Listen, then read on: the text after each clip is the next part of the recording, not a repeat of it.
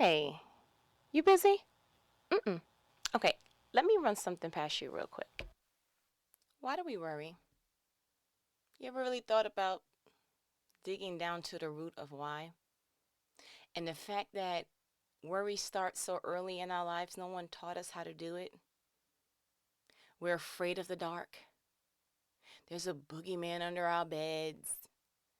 We're afraid of what the bigger dog, because woof, that one looks, I don't know, that's unfamiliar. And then it starts on that kind of scale and it kind of increases as we go. So I kind of determined, at least in those circumstances, that worry it is very connected to the unknown. Are we afraid of the dark at that age?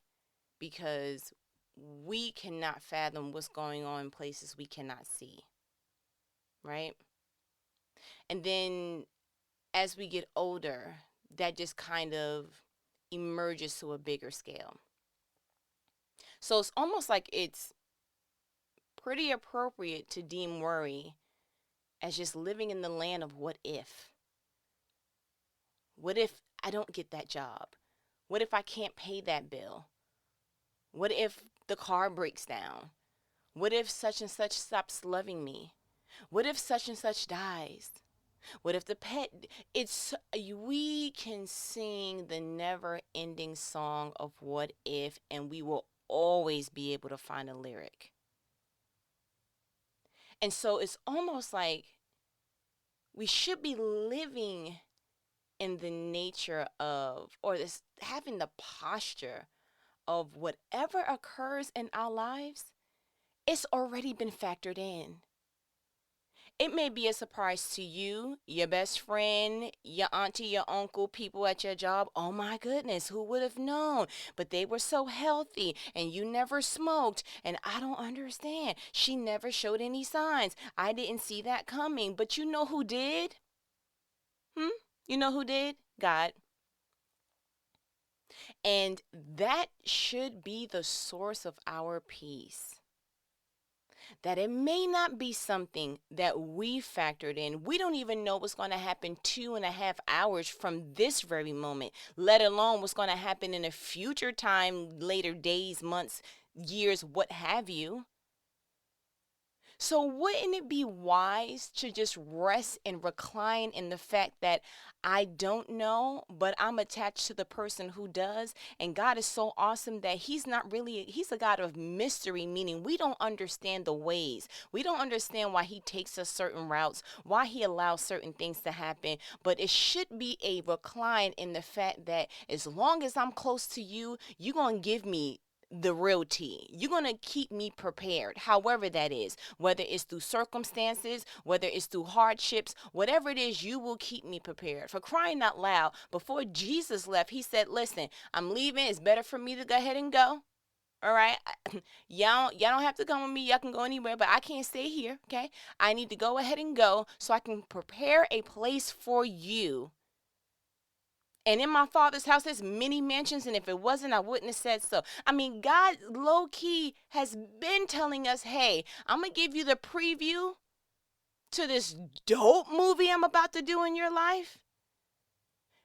Telling the Israelites, I'm going to go ahead and free y'all, and we're going to go to the land of milk and honey. Telling Abraham, listen, you're going to be a father of many nations. Letting Joseph see from the beginning, oh, you're going to be higher in command and your brothers are going to serve you. He always gives us a preview, but for some reason, we let that little preview go and we start looking at the reality of what we see. Let that sink in. Why is it that God will go through the trouble? He don't have to. But he lets you in on the inside scoop. Listen, I'm going to give you some tea about your life. It's going to be lit. I mean, what I'm about to do for you, you ain't going to have room for it. I have big plans for you. I mean, you can go all throughout the scripture and see how he keeps just silently and loudly saying, I got you and what I have for you. Ooh, wait till you see it. It's like a proud parent knowing what they got you for Christmas and it's January. Like, Wait till December comes. OM jizzle. Right? Parents are so excited. I mean, that's what really Christmas is. As you become an adult, you become a mom, a godmom, a goddad, whatever. It really becomes about seeing the smiles and the satisfaction for what you work so hard to get that particular person, child, whomever. But that sit back on the couch watching somebody unravel something that you created and got just for them, knowing that they're gonna love it. Isn't that excitement something that's just unexplainable? Now, could you imagine said person, whether it's a child, a spouse, or whomever, coming up to you in June and saying, "You didn't forget about me, right? Because Christmas is coming in December." It's like, I know I'm preparing all throughout the year to make sure that I put this money aside, that I go ahead and secure whatever this is for the sole purpose of making you happy because that makes me happy. And I think on a reduced scale, that's kind of like how it is with God. We're going to Him and we're like, "God, I really need a job and I didn't see that situation coming and such left and I thought they would never leave my side." And He's like, "Huh?" Like, wait till you see your Christmas present. All of this, whatever you're feeling right now, will no longer be.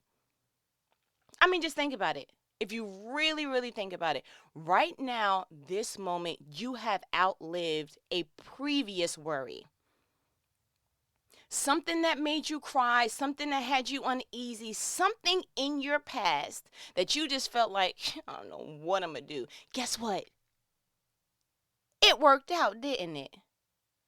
And if it didn't work out the way that you planned, it worked out, didn't it? You either got some wisdom, a new perspective, you got something from this situation. And guess what? If you would have been able to talk to that person that was in that worry that time ago with the mindset of the person you are today, wouldn't you speak to that person different? Wouldn't you go ahead and grab her and say, "Girl, we not crying no more over that." Like, real talk, Christmas is on the way. I know it's March. That's a long way to go. I get it. But Christmas always comes every year. I promise it's going to be on the 25th. Now, God doesn't go that deep of giving you a date. He doesn't go that deep in giving you you can expect it on said time, Eastern Standard Time. He doesn't go, he doesn't go that hard. But He gives you enough to keep your palate to the point that if you really tapped into it, nothing would be able to distract you to start worrying. He literally told slaves who were in a condition that their boss was, "You think your boss is outrageous?" No, their boss was outrageous. "You want us to make brick with no more straw?" Which kind of feels like our workload now. You say amen? Yes, yes. He literally told them, "Hey, guess what? Soon as I lead y'all out here, y'all gonna be like instant millionaires, low key. Land of milk and honey." No one's ever had that from me, but I'm about to set something apart for you that's going to be, out of this world. Just follow me real quick. He didn't tell them when, he didn't tell them how, it was just follow what I say. And I'm about to show you some real estate you've never had. Like, y'all all about to be first home buyers. Like, first time home buyers. Any of y'all? Raise your hand. Yeah, all of y'all. You get a house, you get a house. Okay, Oprah, OG, God. But, really think about that. He gives you enough to hold on to. And then reality tries to combat that. Boo. Sucky poo, right? And so that just comes to show trust can combat the fear. Faith demolishes it. So what I mean by that is, if you went to class, I'm just going to give this example. Because we all had somebody in our class that's like, man, I would pay you to do my homework. So let's just make it an example. If you knew that someone was reliable, that they got good grades, they were teacher's pet, they knew their work, they never failed a test, always had their homework on time, every project early, like, wow, you really on it. And if you were struggling in that class and said person said, you know what, for the rest of the month, I got you. When I give my stuff in, I'm going to give your stuff in. That would really ease some of the fear for that particular class. It's like, okay, all right, you're going to give it in. Cool. I feel good about that. Faith is more along the lines of, I'm not really depending on a certain way for it to come about. I just know that if God said it, it's already done. And a lot of us are living in the trust realm, but we just put it on the wrong person or on the wrong situation. So, you trust that paycheck's going to come every 2 weeks, right? What if it don't? Dun, dun, dun. It's like Worryville, right? Yeah. Trust is, okay, it's going to come, so I'm going to budget. Okay, it's going to come, I'm going to budget. Okay. Faith is, if it comes or not, I'm going to be good. It's a different type of, you understand? It's a different type of posture with it. Like, and if it don't, to be quite honest, pull in real quick, that's the most dangerous person on earth to me. Yeah. The ammo of faith. Can you imagine walking around with the knowing that whatever happens, I'm good? It could be whatever, cuz. Like, really tap into that. People always get, we get our shoulders more pronounced and, we got a certain swag in our walk when it's like, oh, my uncle owns this place, or, my daddy's a billionaire. Like, real talk, your daddy's the creator of the world. He pretty much lets you know, hey, you're going to have some troubles, but guess what? It's all working out for the recipe that I'm making for your life, and watch what I do with it. I'm going to make your life so dope, Exodus 3:20. I'm going to make it so amazing, Jeremiah 29:11. I'm going to do something so extraordinary with your life that people are going to be looking like the only explanation is you must know God, because it ain't no way such and such came from this particular, you came from this neighborhood with this education, and you had a lot of setbacks, and oh my goodness, and then now you here, at the bottom, now I'm here, Bishop Drake, if you will, okay? And so when you have that kind of posture that you walking around life with the, not reckless, not I'm gonna just do whatever because I'm covered. It is what it is. My daddy a cop, so if I get arrested, it's whatever. I'm getting out in 20 seconds with it. No, more so of a, I ain't afraid of no ghost. Like, tap in. Like, I'm not afraid. All right, but what's a goon to a goblin? Bishop Wayne?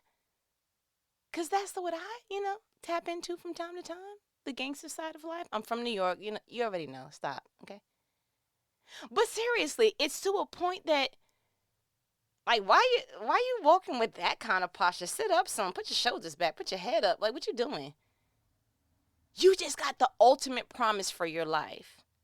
Yes, you're going to walk through this maze called life. No, you're not going to get stuck. You may, find some parts a little bit more coarse than the others. Okay. But the finish is promised. Just walk, and walk boldly, and walk proudly. And when you hear the whispers and the images, you see the things that are trying to make you worry, just be like, treat it like a Girl Scout cookie. No disrespect. Treat it like a solicitor. Like, you know what? I can't subscribe to that. I can't. And I switched it from the Girl Scout cookies because I already know some of you really, really, you would, knuckle up for some Girl Scouts. So I'm gonna go ahead and digress. My bad. Appreciation. Okay. However, the scouts, I don't know, I would throw it up, but I don't know how to do it with my hand. But moving right along. But you see what I'm saying? Just kind of having a different posture.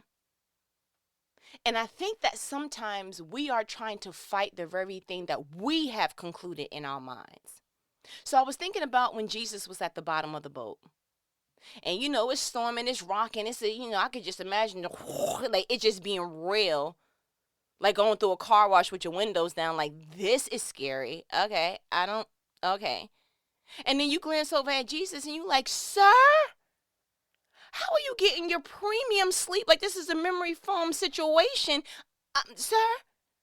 And so when they woke him up, it was like, can you get up? We finna die, sir. Yeah, expire, sir. Can you do something about this? Literally, we finna die. So they literally woke Jesus up with the conclusion of what they thought in their mind. And so when he got up, he looked at them and he was like, I can't. Why so little faith? Winds, be easy. Y'all doing too much. Calm down. And then everything just, and they were like, oh my, what matter of man is this that even the winds listen to them? But let's go ahead and rewind. Where did y'all get y'all was getting ready to die? Who concluded that fast? I mean, did you really look at the winds and say, yeah, that's enough to kill people? Okay. Oh, was the boat filling up? Couldn't be, because the Bible didn't say that Jesus was, consumed with the water. And he was at the bottom of the boat, so it couldn't have been that bad. So why do we look at conclusions, or why do we look at situations and already conclude it in our mind? Like, you're going to lose the house. You're going to be homeless. You ain't never going to eat. Everybody's going to laugh at you because you pursued that. Like, everybody's going to laugh at you? Do you even know all the everybody's? Like, what group of everybody are you talking about? I'm not clear. Do they even know you on the other side of the other everybody's? On the west side, they don't know you. Everybody on the east side knows you too? No. Oh, everybody that you know? And how many people are there? Like, just really put it in perspective. Like, seriously. And so, what if you're trying to outmatch and beat that conclusion in your mind, and that's the source of your worry? You've already concluded. And isn't that like most of us? Already concluding something and then going to God and saying, hey, this is going to happen? Really? I'm sorry. How are you going to God with a concluded thought of what's going to happen with your life? And God is the one that's orchestrating and allowing things or removing things. How is that? Where did you get your concluding degree, ma'am, sir? What do you get off? When you think about it like that, you're like, oh, I'm out of pocket. Absolutely. Because the circumstances can't devour you physically. It can only attempt to consume you mentally and emotionally. But please believe, circumstances don't have the power to outdo what God has already planned. I always hated the fact that when I read about Peter walking on water, that it says that he looked at the winds and the waves, and then he began to sink. Oh my goodness. Listen to me. This is the only man recorded on earth, okay, in that time, outside of Jesus, to walk on water. Now just let me set the stage for you. He comes off the boat with a human ability, because we can do that. We can get off a boat, we can climb off. He walks on water boldly as he's walking to Jesus, and allows a circumstance to distract him. Catch that, please. He was able to do something non-human. God was able to put his super on his natural because he walked out on faith, and then he sunk because of worry, because of a distraction. Then he puts his hand out to Jesus like, I'm sinking. Finna die, sir. And what Jesus had to lean in like, oh, why so little faith though? Again, going to God with a conclusion. You think Jesus was going to sit there and be like, as he, Titanic with it? You think Jesus would have been like, you should have kept looking at me, sir? Do you really think that that's what Jesus would have done? And walked to the boat like, well, Peter was a good man. Was going to even make, him the cornerstone of my church and built my whole situation on him. But, he couldn't pay attention long enough. Oh, well. All right. Moving right along. Like, why do we do that? Why do we, I'm just stuck there for a minute. Why do we conclude to God, to what's going to happen from what we see? Ooh, I'm sorry, I'm walking on water. Wow. Okay, the water's on my ankles. Okay, it's at my knees. Okay, sir, drowning, finna die. Why that mindset? Mind-blowing. It's almost like the human body has a way of having an elevated response before something even happens. And I give you an example. When Jesus was in the Garden of Gethsemane and he was praying, the Bible says that he started to sweat blood. And he even asked, like, if there's another way, okay, if this cup can be taken from me, like if there's any out, I would like to go ahead and redeem that right now. Yeah, I would like to swipe that card and just go ahead and redeem my tokens at this point. Like, I don't want to do this. And when I read that differently. I was like, man, his body began to sweat blood because whatever is in the mind, the body will then follow. The mind was like, I don't want to do this. Rightfully so. Don't want to do this. It's just too much, right? And so the body followed behind that. Like, how intense does the worry have to be to sweat blood? Outrageous, right? Outrageous. And so I wanted to kind of just conclude this telephone call with just reading what I like to call the worry chapter, which is Matthew 6. And from verse 31. So don't worry about these things, saying, what will we eat? What will we drink? What will we wear? Or in these times, where will we work? Where will we live? What will we drive? 32. These things dominate the thoughts of unbelievers, but your heavenly Father already knows all your needs. Can we rest there? He already knows. That's why he don't let newborns talk immediately. It would sound a lot like, you got to feed me every 2 hours, right? Like, wait, before you leave this hospital, real talk, we need to have a chat. Listen, I'm going to be hungry, right? And there's going to be some stuff in my diaper. May or may not make you queasy. But there's some need. Listen, can you make sure that you're fulfilling those needs? We already know when we bringing them back to the hospital, that means zero amount of sleep, right? How many hours are you getting? Donuts, okay? Zeros. So God already knows. 33. Seek the kingdom of God above all else and live righteously, and he will give you everything you need. What you need, ma'am, not what you want, sir. And if you really get right, you will start to align your life that all you're really asking for is what you need, and it will become your want. I just need a job to supply for my family to make sure that we're good and that, our needs are taken care of. Then that's all I want. As you get wiser and you experience and you walk through this thing called life, your wants start to become something completely different because it's wired around the simplistic, what do I need to make sure that we're good? Yes, he wants you to have great things. Yes, he wants you to live on the luxurious side if you're being wise with how you're doing so. But you don't need that car. You don't need that square footage in that house. You don't need that. You need your basic needs taken care of, and you need to make sure that you are following God's will for your life. That's what you need. Shall we clear that up? And then ending on 34. So don't worry about tomorrow, for tomorrow will bring its own worries. Today's trouble is enough for today.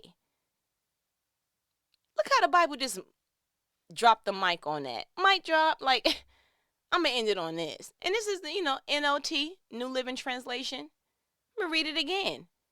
So don't worry about tomorrow, for tomorrow will bring its own worries. Today's trouble is enough for today. Focus on what is happening now. Make sure your focal point is clearly on God, and understand He already knows. He's not shocked that that bill came through. And then when we give our testimony, we're like, He's an on-time God, I'm telling you. And then, and suddenly, but we all have our page, turners. We all have our and then, and it had to be God. Because then, I just walked, and then I found, and then we have these spectacular stories. But you know what? Spoiler alert, it was already written to happen that way. He already knew. He already knows. So we only have the mental and emotional capacity to fulfill what we need to be focused on for today. A lot of our worries are outside of that scope. We're thinking about next week. We're thinking about tomorrow. We're thinking about years from now. If you're like me, you already got a 10-year kind of projection out. Okay, let me see how that looks. Okay, what I need to do now kind of thing. And God is like, I just told you, as our mic dropped on Matthew 6:34, that today's trouble is enough for today. It's already full. Your plate for today is full. Please don't try to add tomorrow. Matter of fact, He knew us so well, He didn't say don't worry about the future. He just said don't worry about tomorrow, because He knows how we operate. Deep breath in. Deep breath out. Today, can we just iron out the issues for today? Can we just lay before God the issues of today? Can we take off the huge kindergarten overpacked book bag of life and just rest it at God's feet today? Can we get brave enough not only to get off the boat, but brave enough to continue to walk towards God? Can we not continue to let what we already saw in the winds and the waves? We've seen that before. That's not nothing new. Can we not let familiarity and similar situations and maybe things from the past and things that are competing with all things God, can we no longer allow that to cause us to go into worry, sink, or fear? Can we? Can we make that commitment? That worry will no longer be a part of our smorgasbord of feedings. We're not doing that anymore. We will no longer be served from the buffet of worry. On today's menu, we have no thank you, gluten-free, worry-free. Thanks. Appreciate you for coming out, though, but you wasted your time. Can we have that kind of posture? Let's get to a point that we're like, you know what? God knew me well enough that He put in a Bible. Just focus on today, please. Because that's all you have the strength for. I bet you if you was to sit down people who were really in places of worry, really in places of stress, they're not worried. It's nothing about today. It's literally a projection of another day. And we're out of pocket. We're not wired to do that. So start with yourself. Share this conversation with other people. And I promise you, we'll start to smack worry around to the point that we like, where? We don't feel that no more. I'm sorry, that's not including today. Sorry. Out of my jurisdiction, I can't do it. I was only given enough energy, patience, and all things awesome for today. I can't start to tap into tomorrow. That's sealed. Yeah, you got to go to God for that. I can't. I'm sorry. right? Can we do that? So I pray that whatever you were supposed to get from this conversation that you got, whatever peace you were supposed to get from this conversation is received. I pray that you are overwhelmed with just peace and comfort in knowing I only have to focus on God as I'm walking out today. The other days are, He already knows. I'm good. He already knows. And don't let anything, any circumstance, any wind or wave, any concluded thought in your mind override that, because it's not the truth. If you need to go back and read Matthew 6 yourself, just to brush yourself up on, you know what, I'm going to remember this. If you need to write it down somewhere just to remind yourself, then go ahead and do that. But remember this conversation. He already knows. He already knows. Trust him. He's not known to lose. I mean, I don't want to big him up, but he's kind of a big deal. It's kind of God, G-O, the capital G, like, G-O-D, But all right. As my nanny says, I ain't gonna hold you. I think you got what you needed. Let that go ahead and just do what it needs to do in your life and just change your entire perspective. And I cannot wait to hear how this has changed your walk through life today. But you be good. Oh, I feel like, you know what? I'm going to call you back. I am, because I feel like I got more to say about this. But let me go ahead and, yeah, I'm going to call you right back. You know what that means. Later.